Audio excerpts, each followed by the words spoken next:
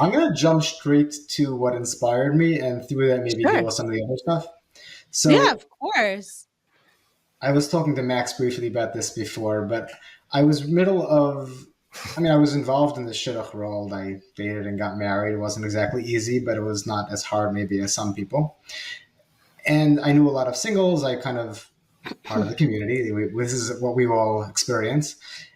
And I remember reading an article published in a popular Jewish magazine that quoted Shadchanim and claimed to have numbers that something like 20% of Jewish girls would never get married. And if you're not married by 26, you probably never will get married.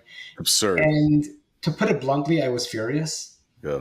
Um, I knew enough already. I was in a PhD program. I knew enough about science, about research methodology to know that they had no idea what they're talking about.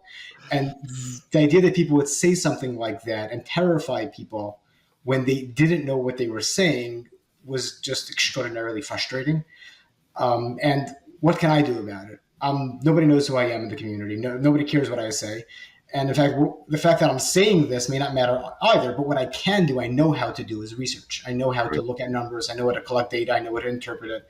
So I figured I'm going to do what I can, which was led to this reaching out to other researchers, trying to build a study, and eventually getting actual data that showed, thank goodness, which I didn't know ahead of time, but I was pretty convinced, that those statements were all false. So that's kind of what Mm. inspired this.